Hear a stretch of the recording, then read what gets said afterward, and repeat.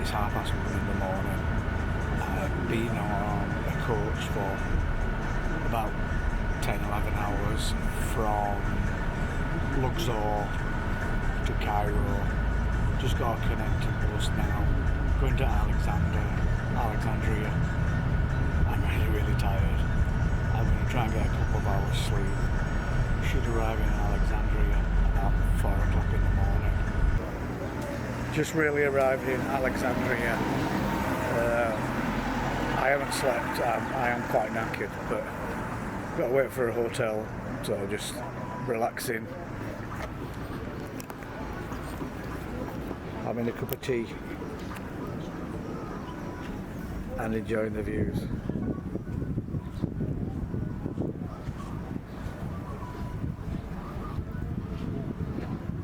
First impression of Alexandria, really quite good. Got quite a strange mix.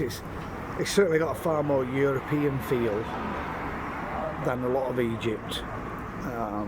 You see prices on things where further down, certainly Aswan and Luxor, they won't have prices on, so they can charge you as much as you can get away with, really. As a Westerner in Aswan and Luxor, you will get robbed blind, know what things are worth and refuse to pay if they try to overcharge you. I guarantee they will. But that's all in the past. Looking forward.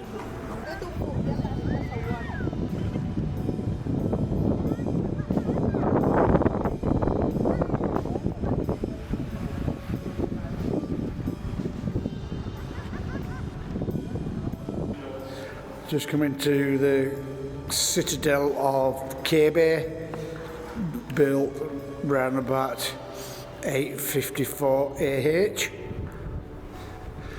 and this was supposed to have been built using the stone from the Alexandria lighthouse. This is the courtyard of the citadel. Very impressive.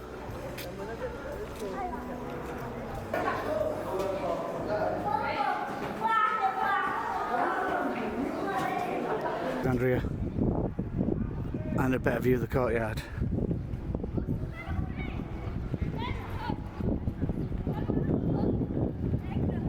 Pretty. And this is the room for the night in Alexandria. About £28. So 1, 2, 3, 4.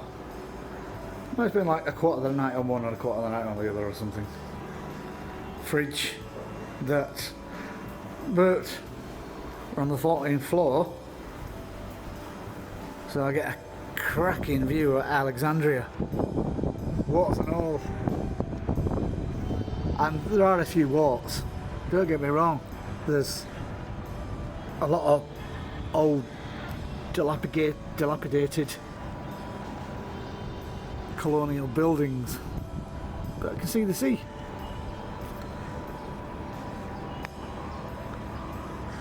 Hey there.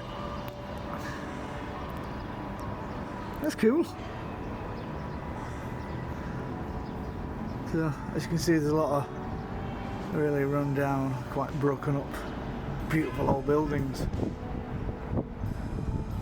As soon as you go underground in these places, the temperature spikes. It's so warm. It's so bloody warm. But you get, I think it was 80 Egyptian pounds, which is what, about £3 or something. And for that you get, that's for foreigners of course, Egyptians don't pay that, but you get access to quite a large site. We go up here.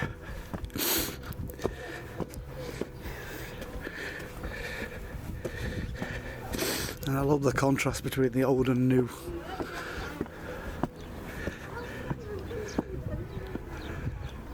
All the hustle and bustle,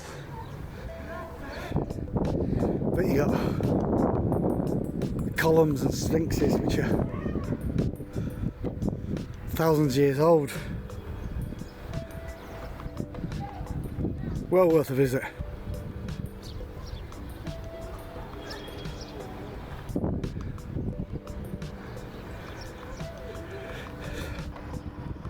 You got the sphinxes there.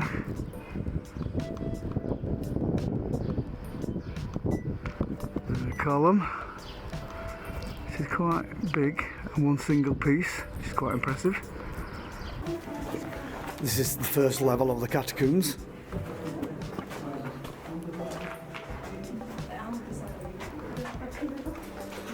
And as you can imagine, it's like a warren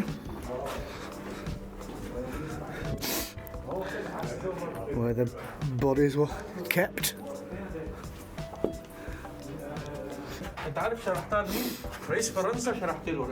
The next level, catacombs. Some impressive markings.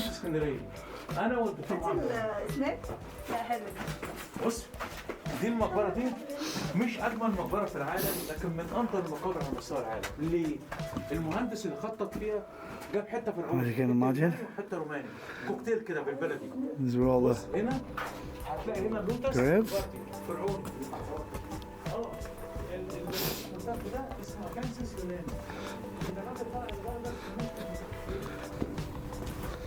This place is massive. The Alexandrian taxi driver used to come here. We asked, gave him directions. He didn't even know this place existed. Just an agent sundial, and just putting water on there to show it's actually 4:05 at the moment. So that's not bad, is it? Alexandria Library. It is closed, but they quickly let us come and have a look, a quick look, 5 minutes I said, around the outside. So that's what we're doing. And it opens tomorrow, and we're going to come back tomorrow and have a look inside. Rather excited. Uber is definitely the best way to get around. You've got internet connection. Guaranteed local prices, fast, loads of them. It saves all the complication of trying to bartering and misunderstanding. I'd definitely recommend Uber to get over reasonable distances, dirt cheap. You can just travelled about 10k. It costs the equivalent of maybe £2.50 British pounds.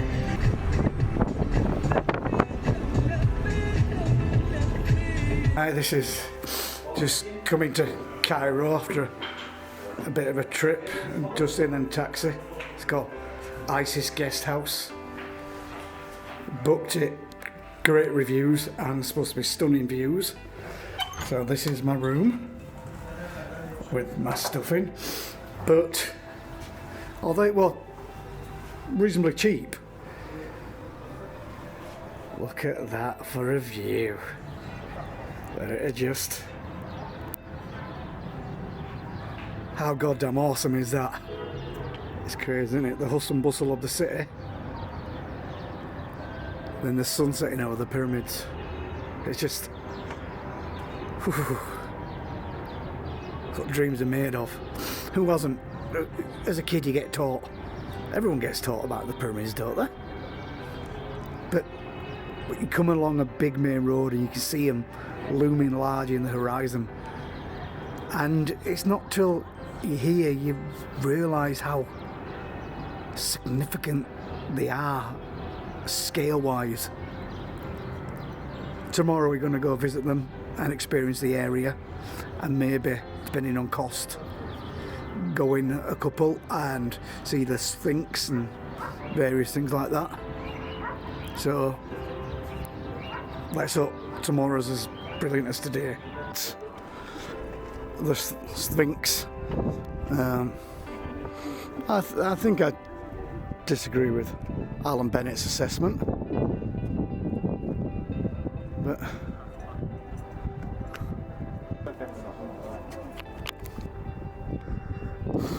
on the Giza pyramid site, just coming up to Khafre's tomb, I think it is. It's the second one, and from a distance they look quite impressive. The closer up you get, you realise just how impressive and what a breathlessly amazing source of engineering there must have been. I mean, it's just phenomenal. It's not busy and there's not that many hustlers about. Don't get me wrong, I had a few trying to get you for horses and checking your tickets and wanting to take photos, and they charge you for everything like that. But it hasn't been that bad. I suppose like everything else, if you're aware of the scams, it's quite easy to avoid them. And as long as you can say no. If you go along the roads you get hassled a lot more, but if you take some of the little side paths through, you can avoid a lot of the hustlers that way. And Cairo in the distance. But we're booked to go into one of the pyramids. I believe it's this one. Can't do any filming whatsoever inside the pyramids, by all accounts. This is at the foot of one of the pyramids. And it's hard to get a sense of scale. Something so large. But give you an idea, that block is probably about 1.5 meters long.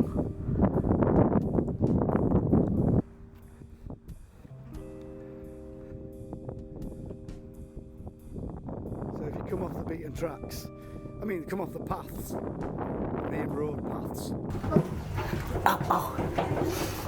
In one of the tunnels, it is a really tight squeeze. Yeah, a bit of break in between. But you have to go up into a separate chamber.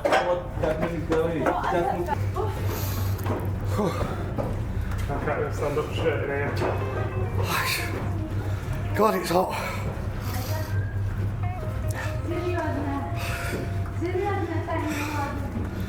And it's really dry. It must have been hell to dig these and work down here. One of the chambers where you're allowed in.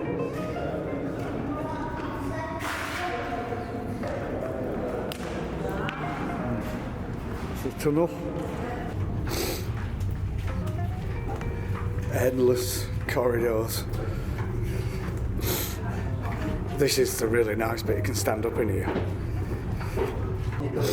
Now we go up, but you can see the carvings and chisel marks, especially on the ceiling, how they built the tunnels. Just chiselled it all away. The feat of engineering is just breathtaking. With hand tools and pulleys, but you can see the scratch marks from the tools. Just so cool.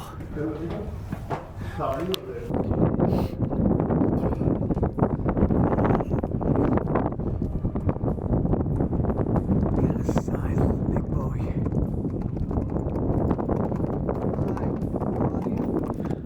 Wash your cram.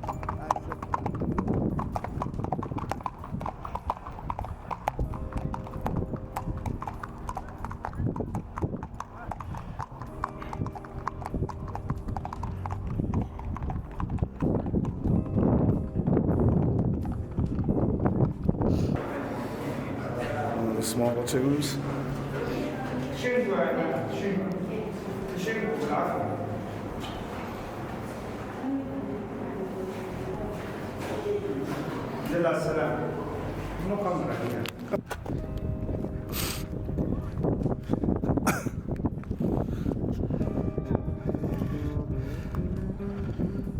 And then Cairo City just there. One way, normal city. Another way, these bad boys in the Islamic quarters. It's got Greek Orthodox, Christian churches, mosques, got a bit of everything.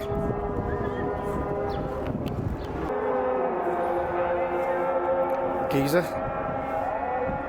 at night, doing the calling on prayer.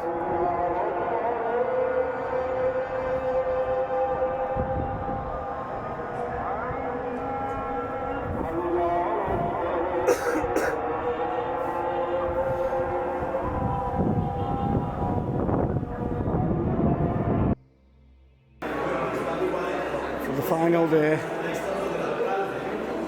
come to the Egyptian Museum. I mean, this place is massive. Don't know how much you get to see, but we've got about 4 hours here. It's just packed full of stuff.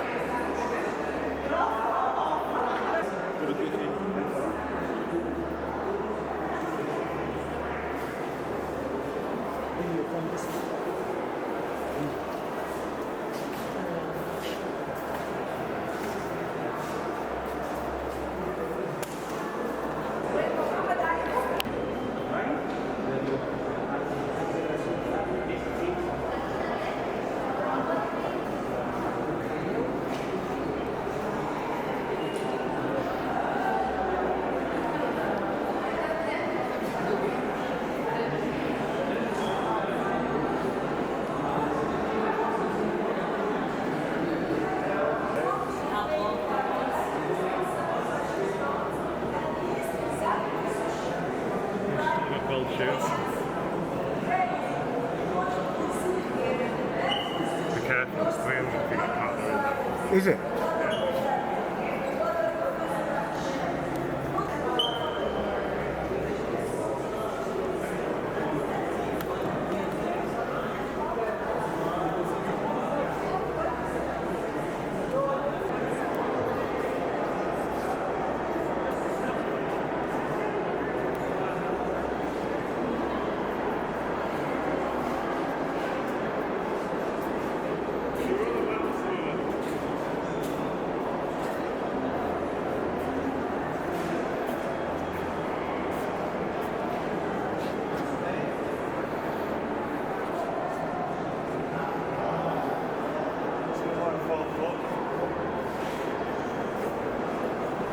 This is a slightly macabre one.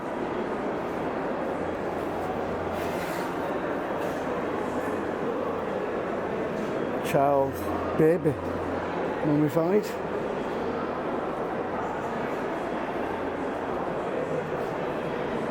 But I suppose you could argue this is all reasonably macabre.